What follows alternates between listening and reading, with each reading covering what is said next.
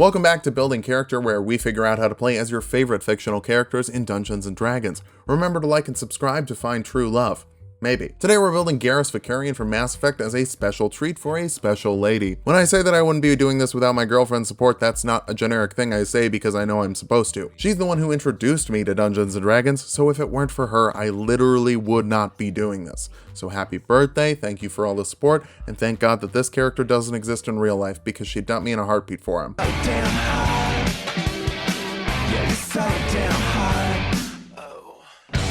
Let's start off with our goals for this build. First, we need Killer Aim, the type that would earn you the ire of every gang in the system. Next, we need Armor-Piercing Rounds, which translates to magical ammo. Finally, we'll get a Concussive Shot and Overload to round out our abilities. For stats, we're using the standard point array from the player's handbook. Roll for stats if you want, but we've got a lot of multi-classing requirements on this one. Dexterity is number 1. Aiming high requires a high modifier. Intelligence next. Your tech skills are highly valuable to the team. Wisdom after that. Sniping doesn't actually require high perception, but it can't hurt. Follow that up with Charisma. Your voice has a certain effect on a certain type of person. Constitution's a little low, but it'll be bumped by our racial bonuses, and we'll dump Strength. We just don't really need it. The Turians are referred to as Bird or Avian a couple of times, but I don't see it. Lizard folk seems more accurate to me. You get +2 Constitution and +1 Wisdom. You can bite people to deal 1d6 damage plus your Strength modifier, using your Strength modifier, which we just dumped. Whoops. Once per short rest, you can make a bite attack as a bonus action and heal an amount of HP equal to your Constitution modifier. You're a Cunning Artisan, which means that you can turn your enemy's dead body parts into weapons during a short rest.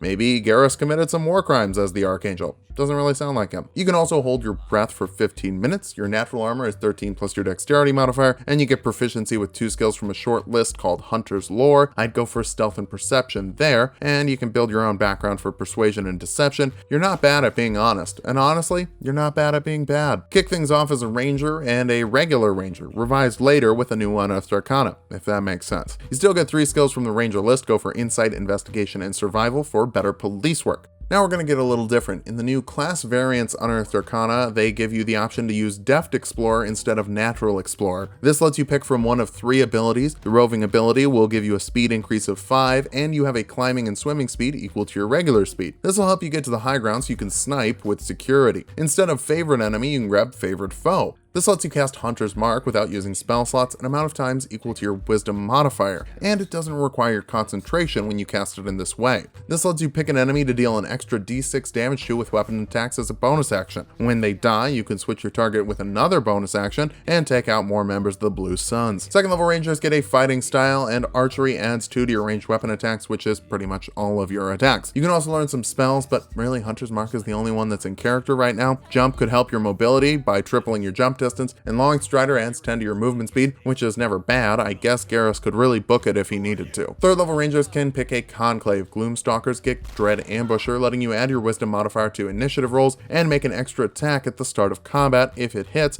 you get to add an extra d8 damage to that attack as well. Considering you like to get set up in your nest before starting a fight, it makes sense that your shot fires first and deals extra damage. You also have Umbral Sight, giving you 60 feet of dark vision, which can be useful for tracking down targets in the slums. You also get Primeval Awareness, which gives you Detect Magic to sense magical auras and what type of magic caused them, and Speak with Animals, which lets you speak with animals for 10 minutes. Both of these can only be cast once per day without a spell slot. We're mostly here for Gloomstalker abilities, but these come with it, so that's nice. 4th level rangers get an ability score improvement or a feat, and feats will come soon, but first we need to get our dex maxed out. So invest in that, otherwise the feat we grab won't work super well. 5th level rangers get an extra attack, letting you attack twice instead of once with your action, and 3 times in the first round as a Gloomstalker. It's really the best way to start off a fight. You also get 2nd level ranger spells at this level. Pass Without Trace adds 10 to the stealth checks of allies within 30 feet of you for an hour. Getting caught can really botch an investigation. I'd avoid it if I were you. Bouncing over to Artificer, we're using new rangers, new classes. Heck, this is our first lizard folk. It's a very interesting day here.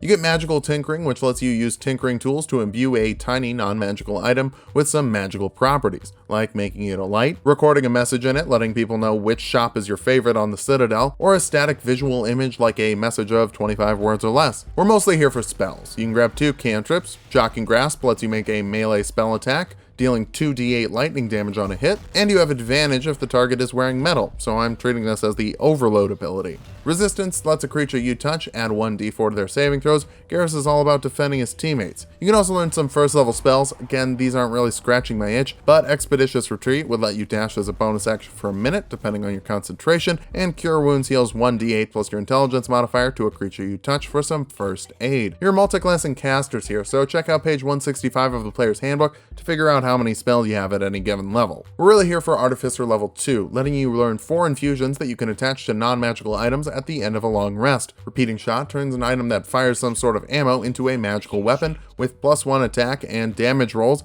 and you can ignore loading penalties, meaning that if you were to use a heavy crossbow, you could fire multiple shots in one round. You also get unlimited ammo, which is nice. This is really the only one I need, but Enchanted Defenses lets you give an armor +1 extra AC. Considering you have 2 infused items at a time, this would be a pretty solid second choice. For armor, by the way, I'd recommend a breastplate. Garrus generally wears pretty thick armor. With this ability, this would make your AC 17, so that's pretty good. You can also make an enhanced arcane focus, which gives a +1 to spell attack rolls, or an enhanced weapon that adds 1 to a weapon's attack and damage rolls, but really just make your heavy crossbow magical and make it so that you don't have to reload it like Mass Effect 1. Third level artificers can choose an artificer speciality. Artillerist gives you a couple more spells. Shield adds 5 to your AC as a reaction, which can be nice to avoid some damage. Thunderwave forces a constitution save of 8 plus your proficiency bonus and intelligence modifier, dealing 2d8 thunder damage to those that fail and pushing them back 10 feet. They take half damage if they succeed and aren't pushed back. Not really a Garrus thing, but it's nice to have options. We're here for Eldritch Cannon, which creates a small or tiny Eldritch Cannon. Go for tiny so it can fit in your hand.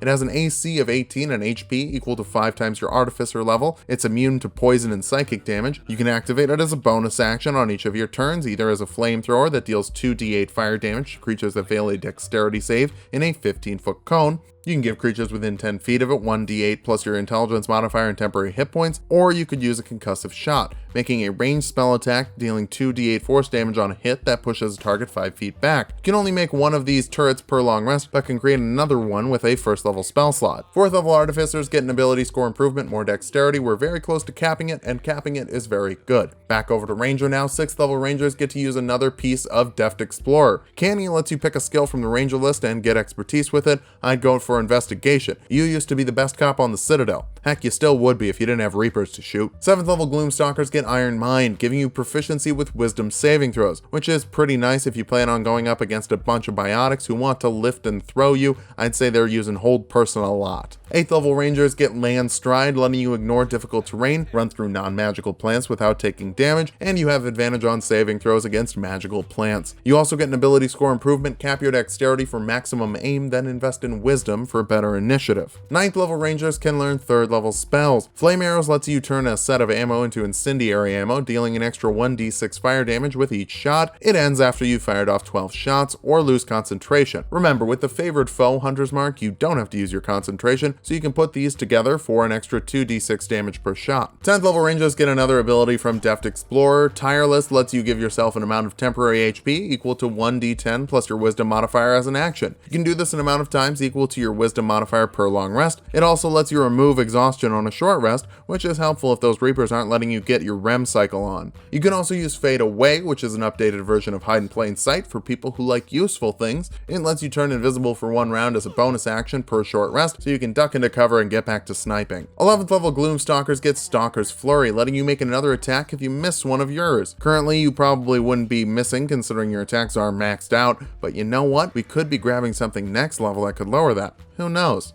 I do. I wrote this script. 12th level Rangers get an ability score improvement or a feat. The Sharpshooter feat lets you take a -5 penalty to your attack roll to deal an extra 10 damage with a ranged weapon attack. You no longer have disadvantage from firing a ranged weapon at long range, and you can ignore all but full cover. Garrus is the best shot in the Citadel. Unless you hit the Renegade button, then Shepard is. But he'll respect you for not pulling your punches, and that's nice. 13th level Rangers can learn 4th level spells. Locate Creature will help you find the jerk who burned your team and left you as the lone survivor. It lets you know the location of a creature within 1,000 feet of you, if it's moving and what direction it's moving in. This doesn't work if they've shapeshifted or if there's running water more than 10 feet wide in between you, which is kind of a weird specification that I'm sure every DM has in their head right away. 14th level rangers get Vanish, letting you hide as a bonus action. You're not insanely bulky, and if you die on the suicide mission, I'm literally going to restart from Mass Effect 1. I'm not going into Mass Effect 3 without Garrus. 15th level Gloom Stalkers get Shadowy Dodge, letting you force disadvantage on an attack roll against you as a reaction, as long as it doesn't have advantage already. You've got to have fast reflexes to be a decent sniper,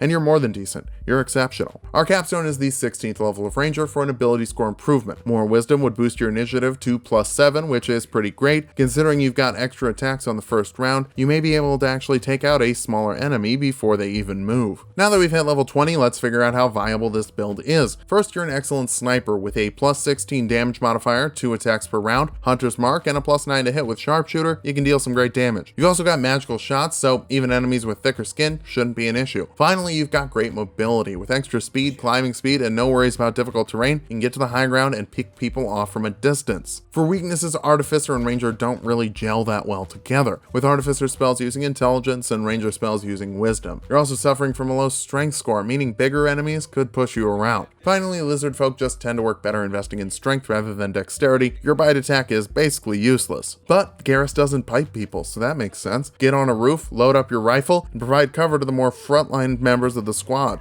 Just make sure that you study the map for other possible sniping locations. If your enemies have reach, you may need some flexibility. Thanks for watching. Remember to like and subscribe. We make 2 builds every week. And check out my other channel, Tulok and Mango, for more from me.